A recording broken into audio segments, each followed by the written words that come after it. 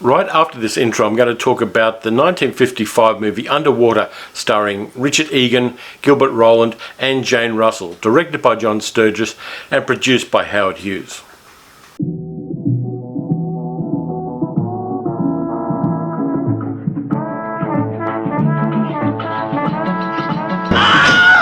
No, I'm just kidding. We're going to do the 2020 science fiction horror movie Underwater, starring Kristen Stewart, TJ Miller, Vincent Cassell and Jessica Henwick. Here's the IMDb plot précis for you. A crew of aquatic researchers work to get to safety after an earthquake devastates their subterranean laboratory, but the crew has more than the ocean to fear. The setup for this one's pretty simple and the plot's very straightforward and straight line all the way through.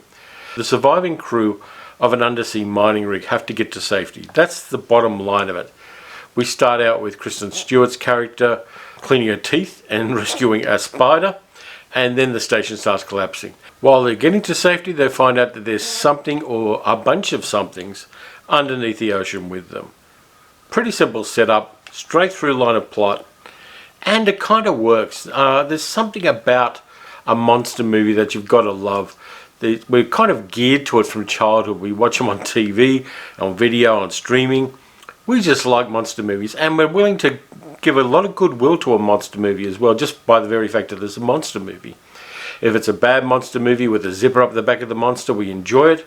If it's a good monster movie, we love it. So there's no real downside to making a monster movie, as long as you don't say, I don't know, cast somebody who's been accused of being an arsehole and sexually harassing people. But apart from that, you're pretty much in the clear. This one also has a place in history, which is kind of sad. It's the last movie that's being made under the 20th Century Fox logo, which has been going since 1935.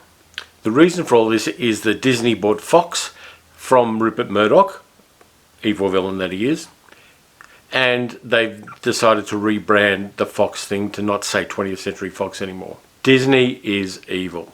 It swallows up other companies and turns them into bland pod people companies. Kind of like Invasion of the Body Snatchers. But leaving aside that, and the siren I can hear in the background, let's talk about the movie itself. It's kind of okay. William Eubank, the director, it's only his second feature film, so there's a little sense in this one that there's kind of some scenes that weren't shot, and there's a lack of coverage, but as a monster movie it works. One of the reasons it works best is there's a sense of escalation. You get the initial catastrophe of the station collapsing and people being crushed by it, and the survivors trying to find a way to get to safety. So you've got that one. Then there's escalation when just some small things happen, and then bigger things happen, and then really bloody big things happen. So that sense of escalation and the pacing of that escalation is beautifully done. The movie, it does have some water effects in it, but for the most part it was shot dry for wet, which means that the actors weren't actually underwater, but using various techniques, they make it look like they're underwater. They were actually filmed on very dark soundstage with particle effects added in post-production, which is kind of cool. It means that you don't actually potentially drown the stars of your movie, which was always a peril in movies like James Cameron's The Abyss, where all of the actors had close calls at various times while shooting in that enormous tank they turned into a movie set. So this one kind of works. One of the ways in which it doesn't work, and I'm going to give you the big bad on this one right at the end, but one of the ways it doesn't work is that we don't actually know who these characters are before they start getting into peril. So we don't have that emotional investment in the characters the way we would with many other movies. Take Independence Day or any of those other ones. They do spend some time setting up characters in that one. But this movie, running a tight, about 90 minutes really, doesn't have the time or the inclination to do that. We get a little bit of backstory on some of the characters, but it's very sketched in and generic, and I think that weakens the film just that little bit. But ultimately we're there for the monsters, and these ones are pretty good. I'm not going to do spoilers on them except to say one word: Lovecraft. Think that through. But for the most part the monsters are really well done. The CG on them is terrific.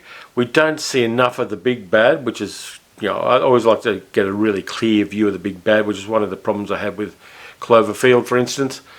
But for the most part, this works. It's a good, honest monster movie. Were it delivered by a different company, it would probably turn up on Netflix first. It's at about that level of film, and it probably would do very well, and it may well do well when it does reach a streaming service at some stage in the future. Though with Disney owning it, it may turn up on Disney Plus, in which case they'll cut out everything interesting in the movie the way they do with movies they put onto the Disney Plus platform.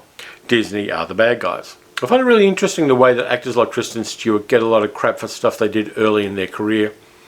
People who say that don't really know much about movie history. Every actor who ends up having a career in Hollywood has a couple of bad movies in their early career. Paul Newman had it, Robert Mitchum had it, Sinatra had it, everybody had it. The problem that Kristen Stewart had early in her career is that the movies that she made at the time when she was learning were enormously popular blockbuster films, the Twilight series. And so she had to kind of get out from under the shadow of that in the same way that Robert Pattinson has. People don't like the idea of Robert Pattinson playing Batman, but I'm pretty sure, based on his recent career as an actor, he's going to give us some good value there, but that's a little bit aside. Underwater is a bad name for a movie. It doesn't actually give you any context at all. It doesn't even tell you what kind of a movie it is. Put in the comments what you think would be a better name for this movie, and try to keep it polite, because I think there are any number of names they could have given this film that would have lifted it just that little bit. Now, it's not doing really well in the box office, which is kind of sad, because I always like genre films to do well in the box office, with a few exceptions that I'm not going to mention right now. Let's have a look at the cast. Jessica Henwick, we know from playing Colleen Wing in the Iron Fist and Daredevil Marvel Netflix series. We also have TJ Miller, we'll leave him aside. Kristen Stewart's good, and Vincent Cassell, fantastic French actor. Never seen Vincent Cassell in anything where he wasn't at least fantastic. And in this one, even though he's not given a lot, as I said, the characters are very thinly sketched out. He does give us a character that feels lived in, and all credit to him for that. So just to kind of finalize it on Underwater, check it out when you get a chance. It may not be in the cinemas by the time you see this, because it's not doing fantastically well. I think this is a bit of a bastard child for the studio. It was made during that transition when Fox was being sold to Disney, and a lot of those kind of projects, particularly as far as the producer's concerned, aren't really of interest to the new owners, and so it's been dumped in the dead zone of January 2020.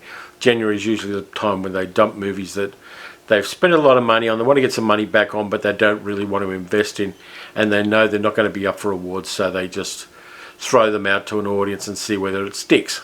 It's worth checking out. I don't think it's the best monster movie ever, but it's very much in the kind of ballpark of things like Deep Rising, though it doesn't at all have the humour of a movie like Stephen Sommers' Deep Rising. But it's a monster movie, and we all love monster movies.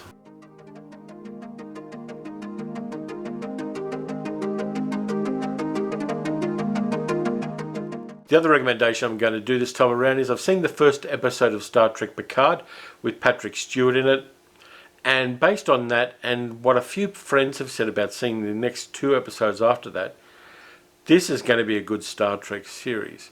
A lot of people have thrown a lot of shade on Star Trek Discovery, which I enjoyed, but Star Trek Picard, I think, has got a political side which I find very much in alignment with my own politics. And it's also got Patrick Stewart giving us a character that people know and love, and taking it into the future in a way that doesn't just seem like fan service. Whoops, had to change the SD card. As I was saying, it's very political science fiction, which is kind of cool.